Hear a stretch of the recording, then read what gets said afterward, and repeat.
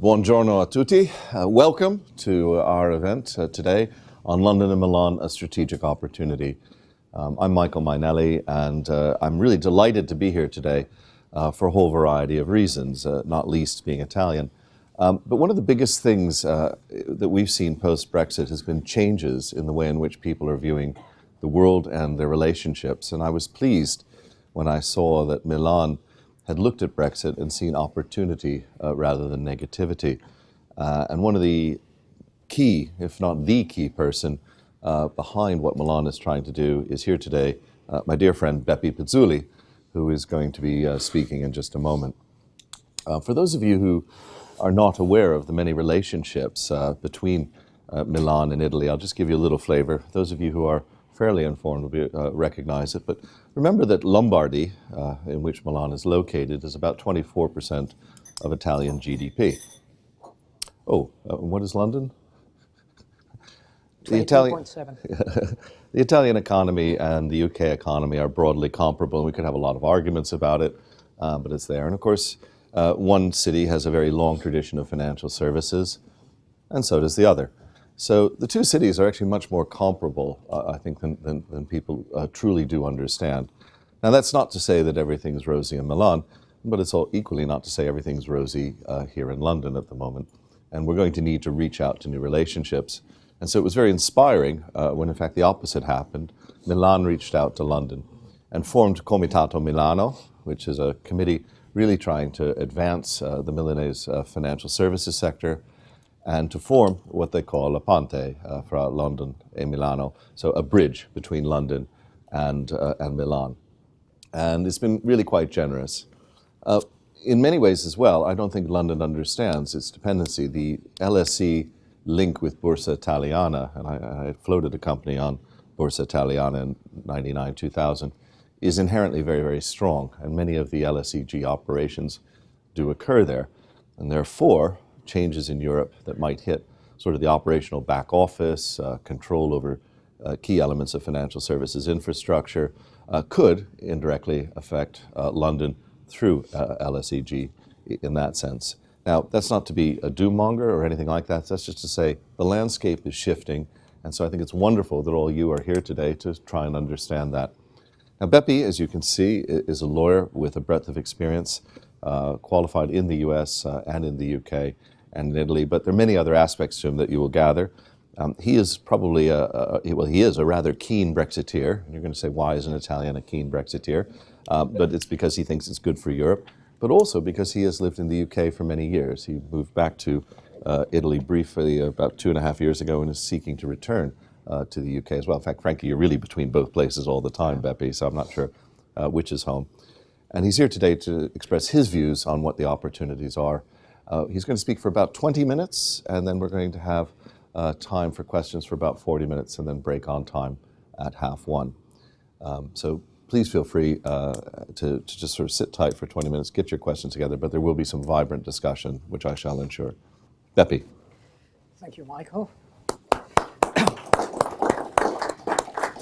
And actually, I'm honored to be here and to be introduced by Michael. I'm not as brilliant as Michael is, but just as disruptive as he's always been.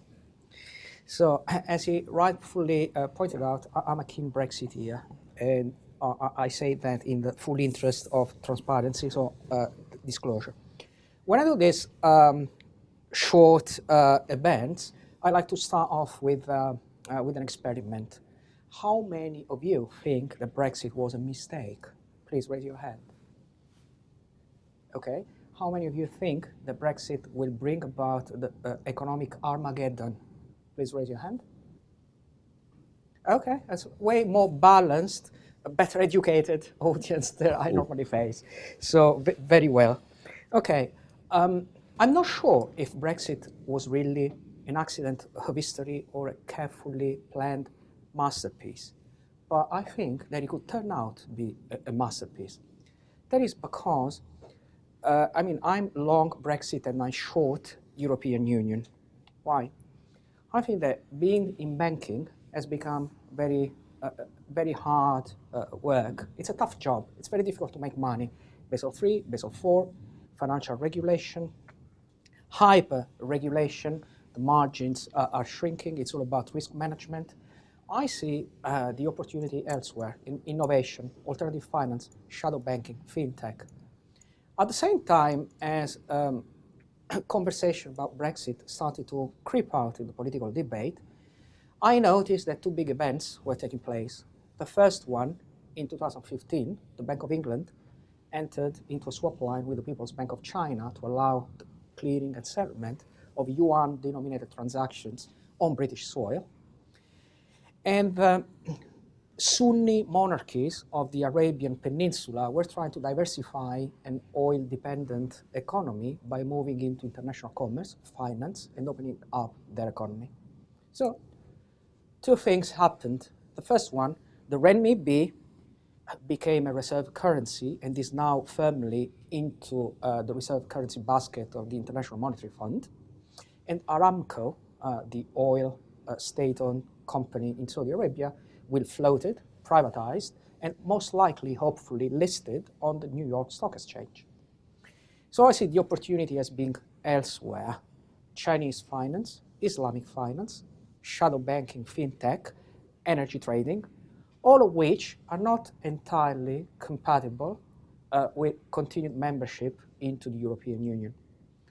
So Brexit, sure, it's an economic phenomenon, but I think the net result is that a geopolitical move and is shifting the geopolitical axis of the United Kingdom from Europe towards Asia and the Middle East, where most of the world growth is going to be over the next decades. So I think it turned out actually to be a massive opportunity by compelling innovation and reform. The other thing about the European common market, with the progressive digitalization of the economy, do free trade area really need geographic proximity? Could a free trade area see the United Kingdom join the NAFTA with Mexico, Canada, and the United States, or start something new with the Commonwealth? This is an exporting economy, and it exports services by importing commodities, raw materials, and semi-worked commodities. So doesn't the Commonwealth actually work as the perfect partner for this economy? I mean, this is a bet, but I think it's a bet that does have their merits. Now, Milan. Milan, as Michael said, the Italian market infrastructure is owned by the London Stock Exchange Group. By market infrastructure, I mean the stock exchange, the clearing house, and the MTS, which is a platform for the trading of government bonds, in particular Italian bonds in the primary market, French and Spanish bonds in the secondary market. When in 2008, the London Stock Exchange Group took over the Borsa Italiana Group, didn't really have as a target the exchange, whose market cap is about 400 billion, i.e. half of Apple Corporation standalone, but it was rather the clearinghouse and the MTS. The MTS is really the jewel in the crown, incredibly lucrative and profitable, and it's a strategic asset. When the European Commission requested to spin off the MTS as a condition to approve the merger between the London Stock Exchange Group and the Frankfurt Börse, the condition was, please spin off the MTS. Over this condition, the deal collapsed. Now, was it because of Brexit? Was it because of MTS? I think it was the wrong deal at the wrong time, but it is significant that this asset get perceived by the bureaucrats in Brussels as being a strategic asset and as being so good to have for the London Stock Exchange Group. I think it accounts for about 25% of the revenues. Now, really, I think the whole Brexit issue is about the euro clearing market. Financial advisory services, big ticket M&A, not really a problem, is it? Reverse solicitation. If you want to take over GE, you take a flight, go to London, talk to your Goldman Sachs banker, you do the deal. You don't really need a passport to do these high-end financial advisory assignments. There's, sure, a whole segment of the economy and of the financial markets, which will be affected by Brexit, of course, by the likely loss of the passport. But I think it will be more than compensated by innovation, shadow banking, alternative finance, Chinese finance, Islamic finance, and all of this. But euro clearing is actually an issue, because already in 2008, the European Central Bank sued the UK government, claiming that in order for the European Central Bank to control financial stability and systemic risk in the Eurozone, the euro clearing market should be located under its remit. Back then, the ECJ, the European Court of Justice, rejected the claim by saying we can't discriminate against a member state. But now, the issue is yet again on the agenda. And a reform of the EMIR, the European Market Infrastructure Regulation, now being worked in Brussels, will give the European Central Bank the power to regulate market infrastructure, i.e., will compel the relocation of the euro clearing market. Euro clearing is strategic development of the banking market, monitoring of systemic risk. Euro clearing is just strategic. It is important that it stays in London because multi-currency netting just does it so much cheaper and so more efficient that any disruption to the cluster of the city would be a problem, not just for the UK economy and the city of London, but for the financial stability of Europe. Nonetheless, you know what I think about the European Union? Real life is inspired to fantasy, and fantasy is inspired to the European Union. I mean, it's a Truman show, believe me. I spent a lot of time in Brussels, and I can't be but short the European Union, and that's why Brexit here. But the euro clearing issue stepped on the table. So we need a solution. We think that Milan could possibly be the solution because of the shared ownership of the market infrastructure. Moving parts of the euro clearing market, i.e. the booking operation mostly, down to Milan, will keep revenues and profits on a British consolidated balance sheet, but give Milan the benefit of some GDP growth, job employment creation, and tax revenues. Nonetheless, it will be a win-win. Now, I know how the story goes about Italy. It's good for vacation, good weather, excellent food, bizarre women, you name it. But things have changed. Our pitch is that Milan is a running city in a stale country. Milan is just as dynamic as Dubai compared to the rest of the Middle East, or as Hong Kong compared to the rest of mainland China, or the city of London, for that matter, compared to Leeds or Birmingham. Meaning, we did serious legal reform to make the financial center of Milan really competitive in Europe. And what are these reforms? First, tax incentives. The famous flat tax on the ultra-high net worth segment means that you can relocate to Milan, pay a flat tax of 100,000 euro for 15 years, irrespective of your assets or earnings. Second reform is the so-called brain attraction degree.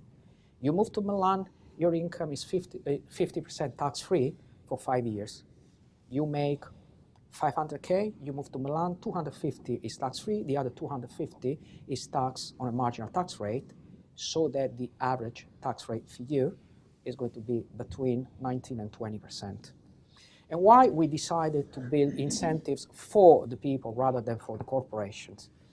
Because when you think Brexit, you think what JP Morgan is going to do, what Goldman Sachs is going to do. But financial services business is 85% small and medium enterprises. Very enterprising, very disruptive, owned by the partners. You build incentives for the decision makers. You are building incentives for the business. We also have now in place a special tax ruling procedure. You are a financial services firm, you want to go to Milan, we'll give you your own tax officer who will negotiate your tax affairs with you in very flexible ways, so there will be no uncertainty over the treatment of your tax affairs once you move to Milan. We also did an administrative tutor, meaning we help you surf through the complex regulatory environment that you have down in the country by giving you a one-on-one administrative officer that can know inside out the company and the needs, and help this procedure goes smooth. I think we already got the first client here, right? Perfect. So, and finally, the Italian justice system is perceived as being somewhat slow. And I agree, it is somewhat slow. We have basically introduced a very strong arbitration regime on the vertical dimension, i.e. the dimension going from the financial services firms to the consumer. You go into arbitration managed by CONSOB, the market regulator, which will rule on your case within 6 months at the most.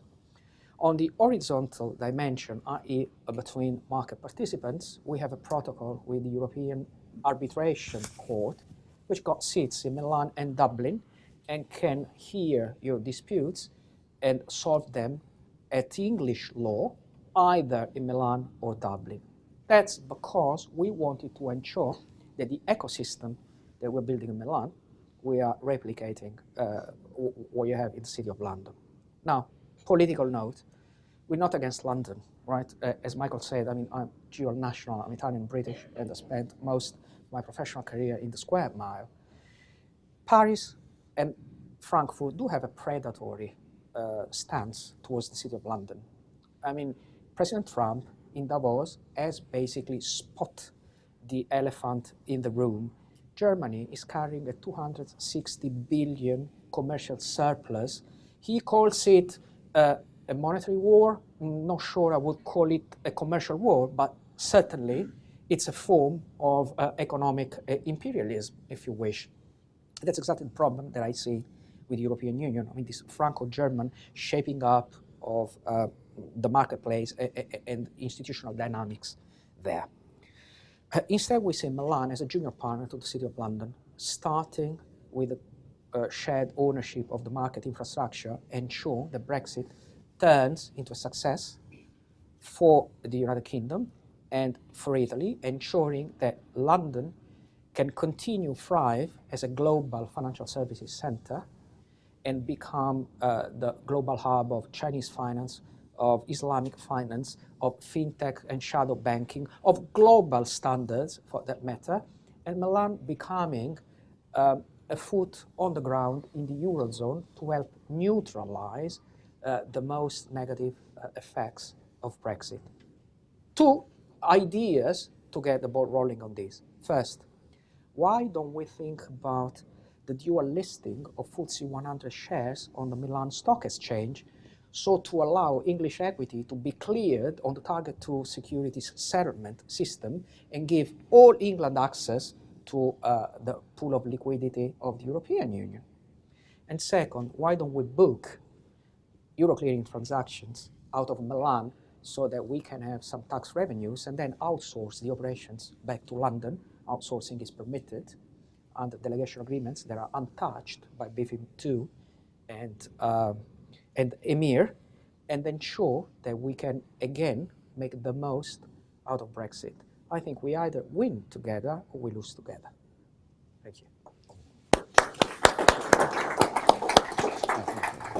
Well, thank you very much for that exposition, Beppe. First, could you just remind everybody of the three incentives: the tax, the administration. Yes, we do have a set of tax incentives. Arbitration. Two measures in particular. The first one is a regime of flat tax for the ultra high net worth market. So if you are very rich, you move to Italy, you pay €100,000 flat tax for 15 years, irrespective of your assets or income. The second incentive is called brain attraction degree.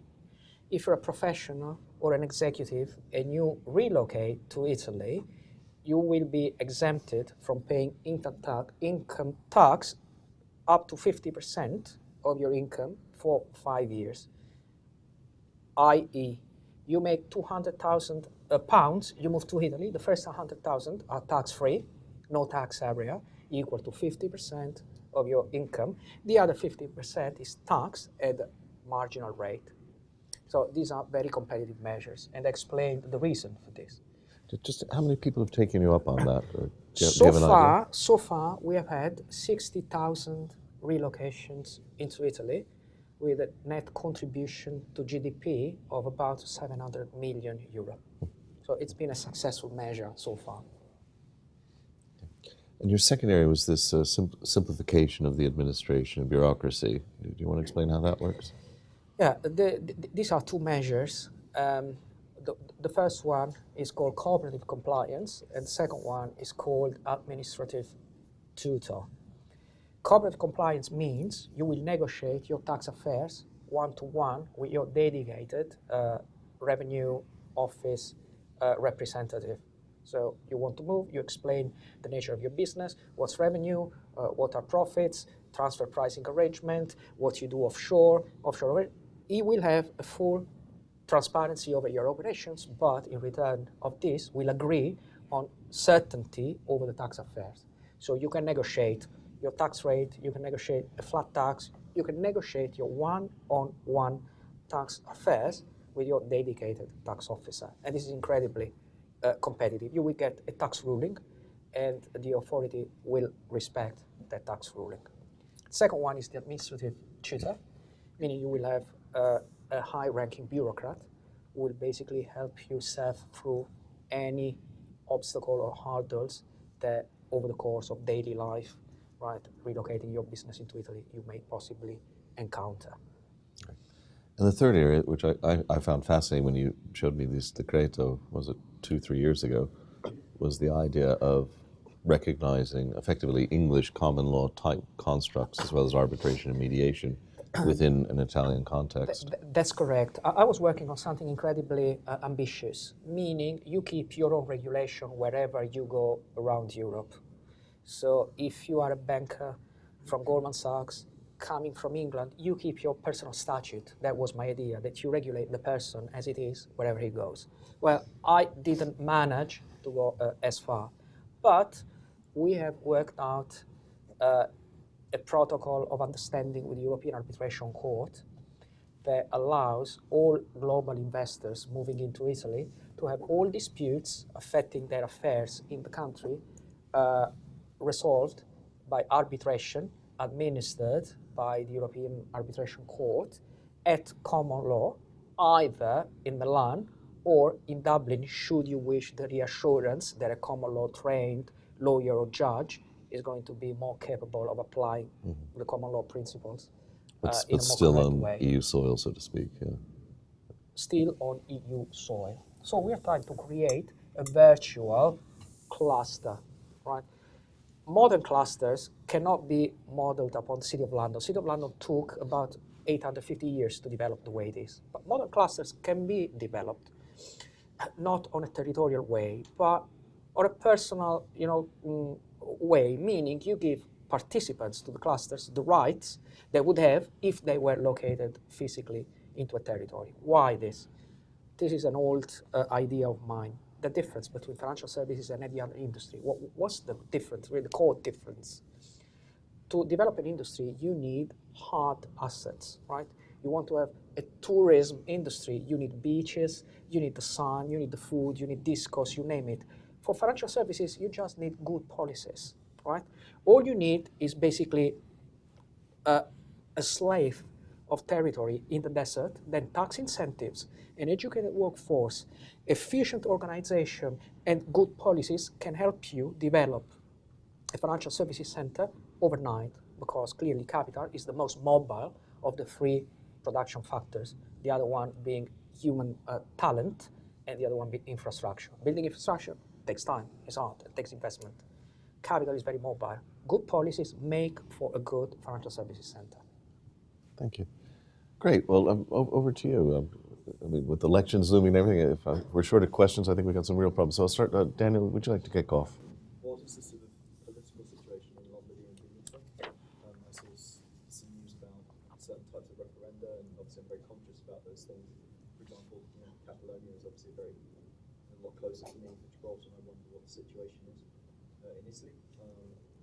The second question is in London, the FCA has a regulatory sandbox for fintech firms, and I wanted to know what is happening in Italy.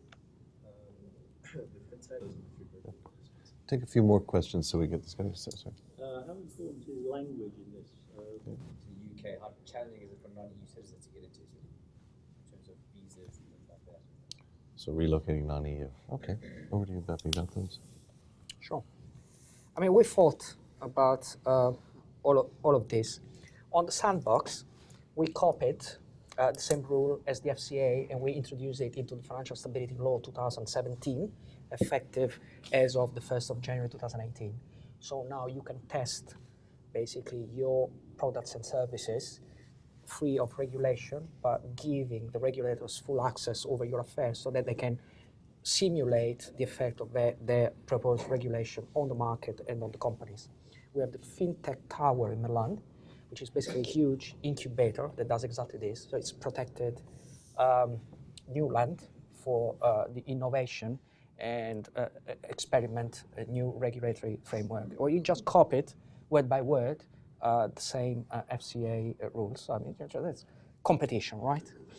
As for political instability, well, you know, I think here is really more about perception than reality, meaning Italy is colorful, right, but it's not unstable, right? For the last 70 years, we've been the stronghold against communism, right? Right there, having the 5th division of the Red Army in Nova Gorica, 3 kilometers away from our border. We have 113 military installations of the United States on our soil. We got 2 nuclear weapon storage facilities on Italian soil. Sure, every now and then you read Berlusconi and you read political fighting in the country, but country is just way more than parties. Right? We got regulators, Banca d'Italia and Consob, and they are still there. We got regional governments, and they are still there. We got Confederation of Industry, and it is still there. So I think there's a bit of an overemphasis over the political characteristics of the system, which, by the way, is not unlike what's taking place in Germany. You got elections, you got Angela Merkel. 7 months after the election, you still can't work out a coalition government. I mean, Europe is Europe. I mean, I can't change that. So if you ask me, do I like it? I don't. But we have survived quite well. It's just a different way to look at things. We are a far cry from efficiency, believe me. This other myth that Germany is particularly, it isn't. It's just pretty much the same. Small and medium enterprises, yeah, I mean, you do have a bit of an issue about financing access to credit by small and medium enterprises. But that is in part depending on the fact that financial markets in Italy have never been fully developed. And in part depends on Germany, if you wish, right? Because they play by different rules within the European Union. The Mittelstand, the small and medium enterprises in Germany, they do have competitive advantages, one of which is clearly easy access to credit. Why? Because the Landesbank can lend money without being accounted for as public debt, because they have a federal development bank, the KfW, that again can finance development program without this being accounted on the public books. And I think this still, right, makes a tiny bit of difference, let alone the fact that, you know, the spread with the Bund still makes the cost of funding a bit more efficient for German competitors. Yeah, it remains an issue, and we are working on it. We hope that developing financial markets and attracting, in particular, large funds that can offer private debt facilities will help the development of this market. Language, yes, of course. Language is an issue, and clearly, as you can hear, we still are a far cry from being fully, from mastering fully the language, but we're working on it. We are working on it. Now in Milan, we got 9 universities, including Bocconi, Catholic University, Polytechnic, and Liuk, a few kilometers from downtown. And we do, dual degrees, double language, Italian, English. We're also working on something quite ambitious, meaning as a result of Brexit, some English universities will lose access to EU funds for research. So we are trying to work out a couple of mergers to create truly cross-border universities that can have the benefit of a really global student body and a highly qualified faculty, and offer dual degrees in both languages. So we can't do it overnight, clearly, but I think directionally we are cognizant of what's needed and what are the risks. I'm a risk manager by trade. I believe risk is never a problem. Hidden risk is a problem. So we know what the risks are, and we're trying to, we have spotted the risks. We are managing, hopefully we'll mitigate. And we have the question on relocation On relocation, of non-EU nationals in particular. I mean, you know that Italy is into Schengen area. So if you are a non-EU national working in the United Kingdom, you can basically benefit of a Schengen visa and work in the European Union on the same terms. So you just need to apply for a Schengen visa, but it's a very straightforward, very easy process, not a complication at all. Pepe, before we turn to some more questions, you're running for office, so you've got an interesting view of the Italian election landscape, and I wouldn't mind if you back off from party political, but just what's your analysis of the current field and what might happen on the 4th of March? Well, I think really for the first time in a long time, initially you do really have two different ideological approaches over the future, right? Italy has been traditionally a socialist country, big welfare state, a lot of public spending, very anchored, strongly pegged to European Union. Well, Brexit has been a wake-up call. There has always been a conservative liberal elite in the country, but now it's gaining traction. So on the one hand, you have what you do. Do you work towards a more integrated European Union, the United States of Europe, or you accept this Franco-German engine that is making Europe something very different than it was intended to be, or you go back to your roots, strong Atlantic foreign policy, so the compasses of your foreign policy pointed firmly on Washington, London, and Tel Aviv. I think this is really what's going on the political spectrum. We have pretty much three blocks competing for the election, so-called populists, the five-star movements.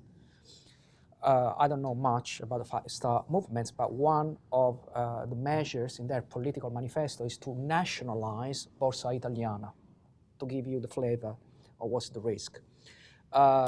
Democrats, right? Left-wing socialist party pretty much in power over the last few years. And then you got this new alliance. We call it center-right, but it's really a liberal, Eurocritic coalition that wants to enforce liberal policies. It got four, basically, reforms laid on the table. First one is flat tax, as Reagan did in the 80s, 15% to try and have also in Italy supply-side economics, trickle down, basically Reaganomics. The second one is the abolition of the Tobin tax in Italy, as the only country in Europe where you still have a financial transaction tax, very small, but still you have it. So it's more ideological than anything else, but we want to get rid of it. We want to abolish the so-called Fornero law that basically reduces the welfare state, but we want to change the philosophy behind welfare.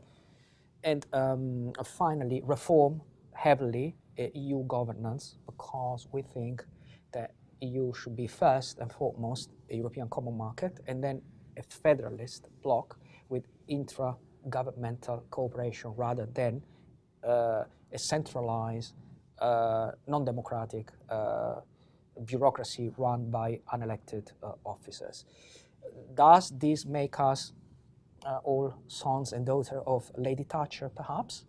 But I think that's pretty much where the country is heading. Interesting. Some other questions or comments? Rehan, you're not normally shy. No?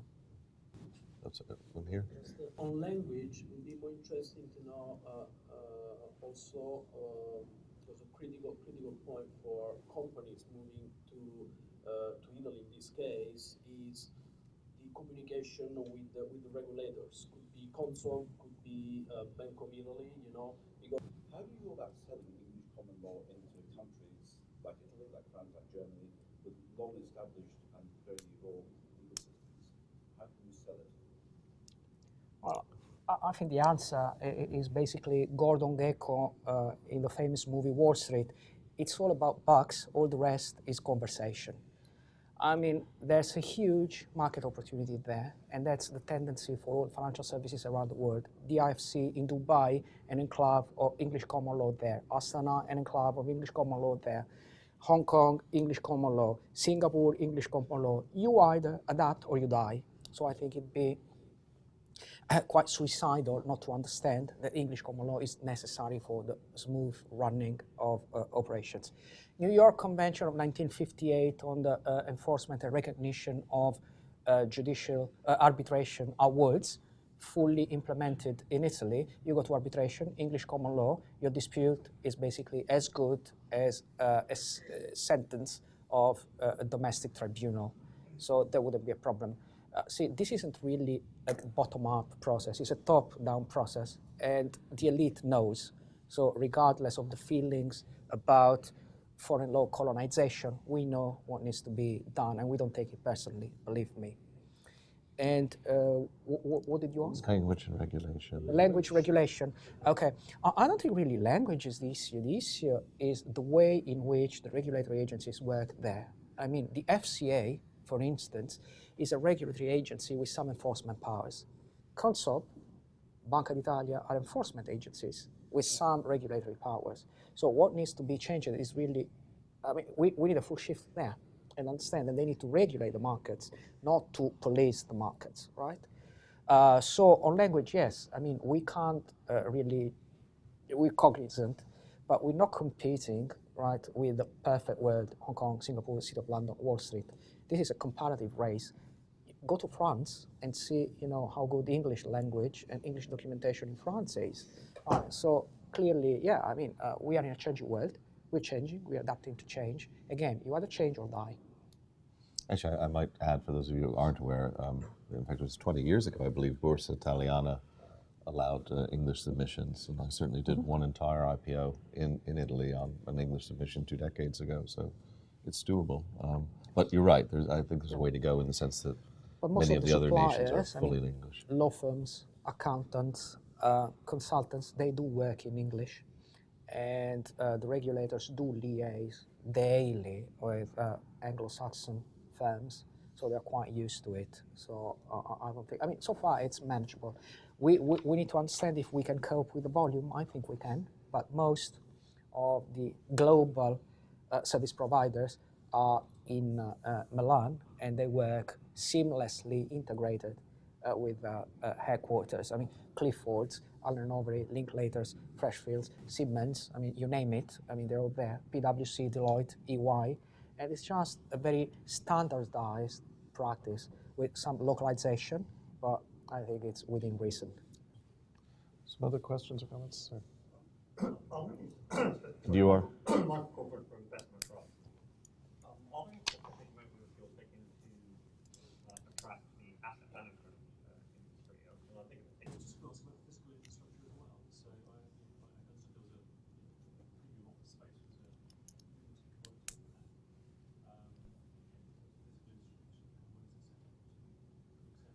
Actually, if I could add to this theme, which I think is almost about the supply characteristics. I'm also interested in the demographics. We're told that Italy is kind of facing a Japanese sort of demography. Sure.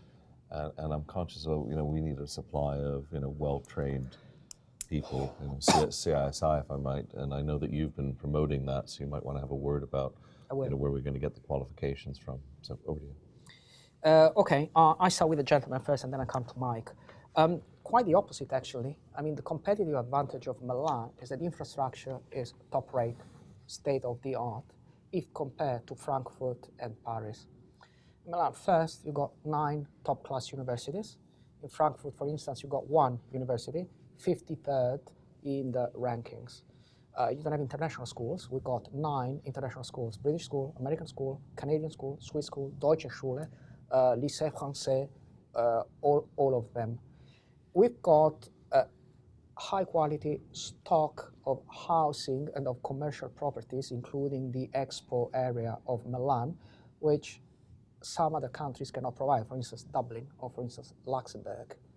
Frankfurt, in particular, is a small city, 400,000 people, and it's never been a financial services center until someone decided that the ECB should be located on the River Main. But doesn't really have. I mean, one of the big problems with the commercial surplus of Germany is that it's an exporting country, high technology, low salary, there's no aggregate internal demand, and the infrastructure is really low level. Milan, you got smart transportation, free underground lines, free airports, is really state of the art, and this is one of the competitive advantage of Milan. And real estate actually is cheaper if compared to Paris. So quite the opposite. It's a really modern, highly infrastructured city. For investment management, Mike, you look a lot like Jeff Bezos, by the way. Yeah, investment management, you see, this is a tricky one. I don't think that investment management is going to be hit by Brexit as much as other segments of the financial services sectors, say, for instance, insurance.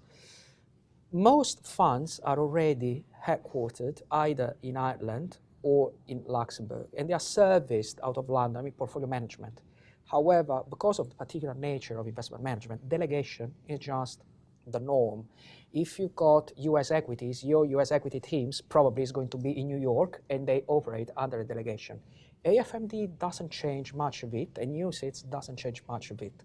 So if any part of the investment management industry may find an interest in Milan, this is private equity, in particular those funds that provide first financing to the small and medium enterprises or private debt, or some funds that see Italy as a target-rich country. We got about 6.7 million of very lucrative small and medium enterprises that need business combinations. So I think being a target-rich country, it's more private equity than other investment funds. And the demographics of the... Oh, the demographics. Well, when we started to think about how to make Milan attractive, we realized that Milan's got a very young, educated workforce that costs about 1/3 of comparables in London. Right? You got people who graduate from Bocconi University with a finance degree who start off in business on a 28,000 a year salary.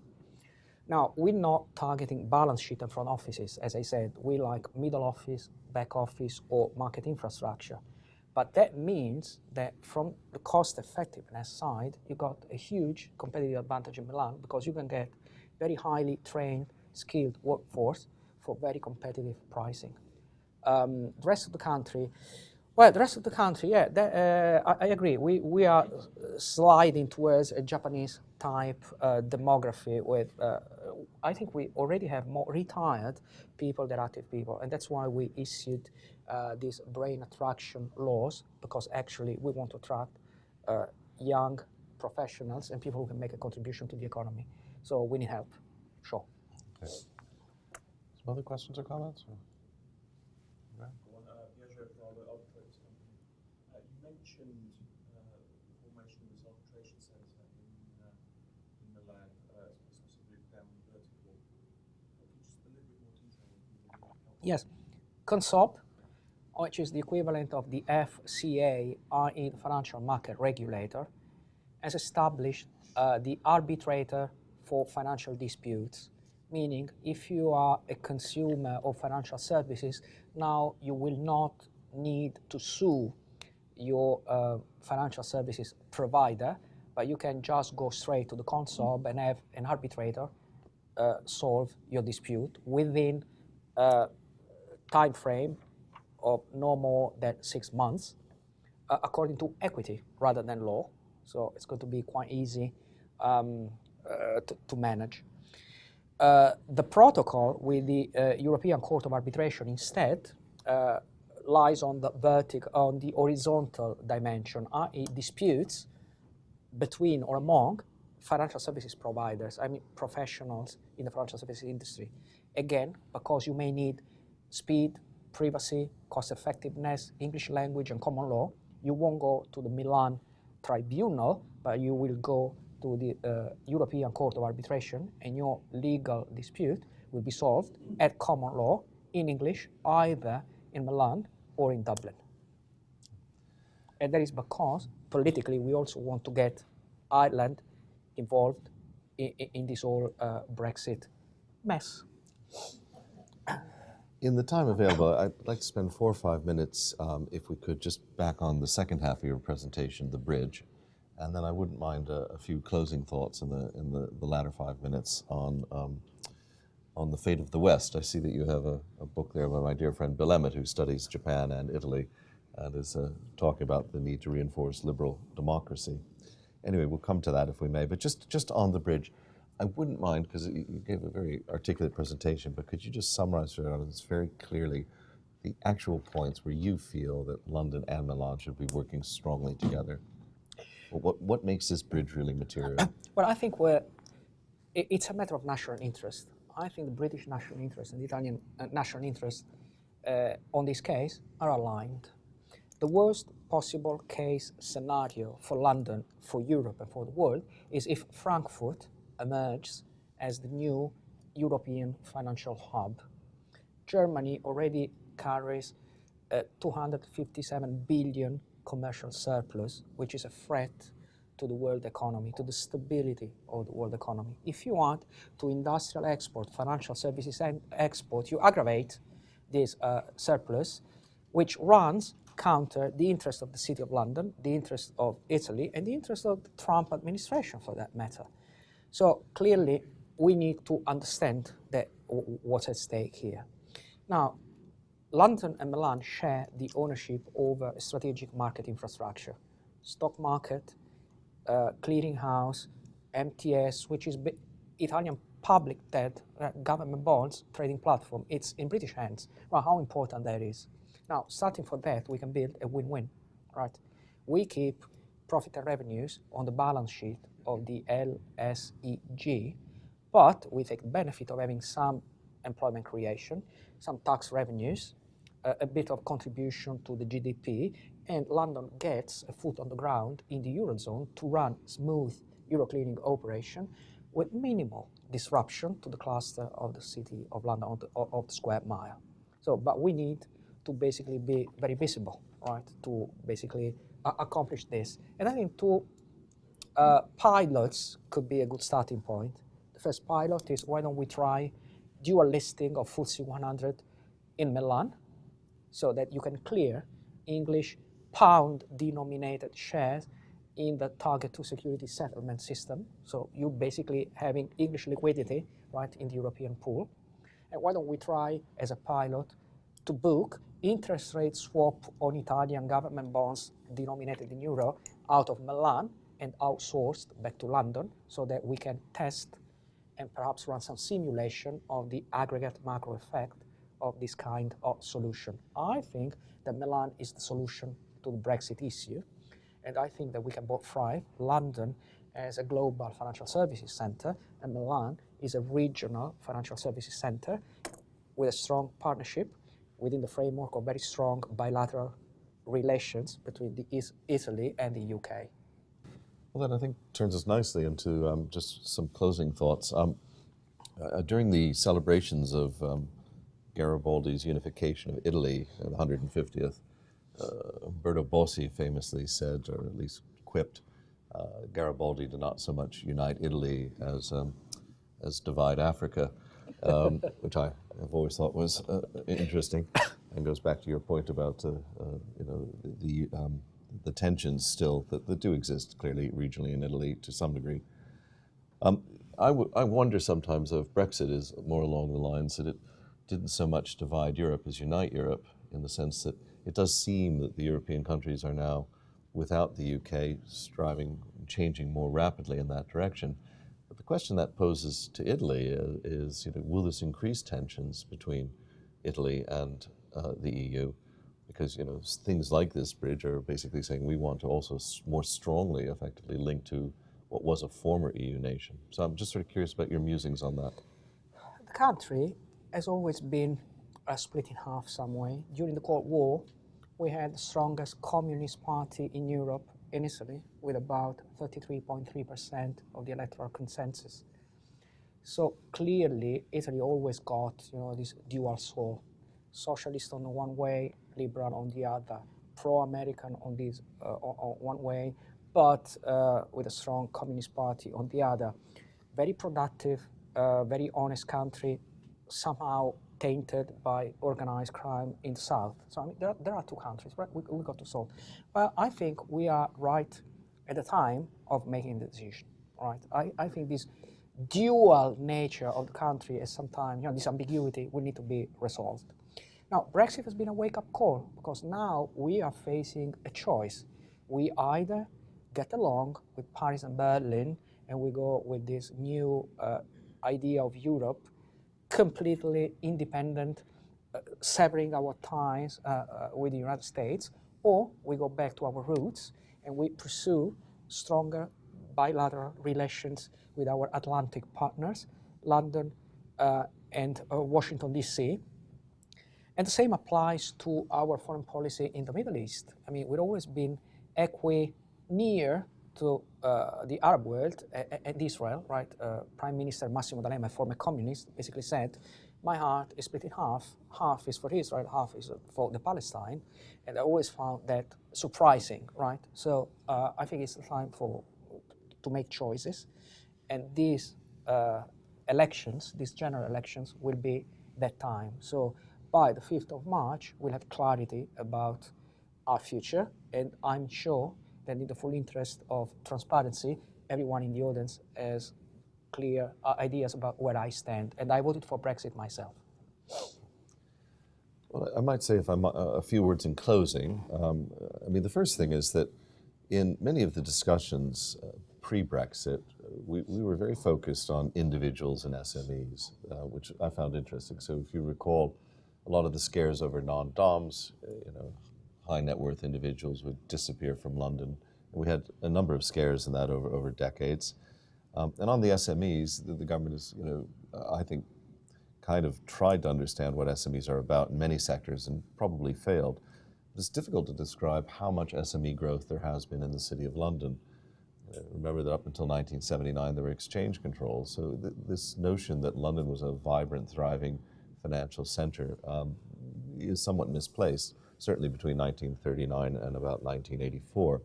And the statistics show that. I know we like to, sort of promote our own book. Nevertheless, today's London, the City of London, has 18,000 businesses, 16,000 of which are SMEs. And yet the Brexit debate seems to focus on the big banks. What is JP Morgan going to do? What is Goldman Sachs going to do? And yet what we're seeing here, and I think that's representative perhaps of us as CISI members, really deep into the businesses and recognizing that it's not just about the big picture, it's about the little firms that grow and build it. And so I'm interested in this, and I'm also interested in some of the things that Comitato Milano is doing to establish the bridge in terms of professional qualifications, and that will open, I think, opportunities for all of us as CISI members, but hopefully to the benefit of both countries and both centers and to the world as a whole. So you've had the privilege of listening to a self-described liberal, and I think you meant traditional liberal, Euro critic. I found it fascinating, and I hope you'll all join me in thanking our speaker, Beppe Pezzulli. Thank you all.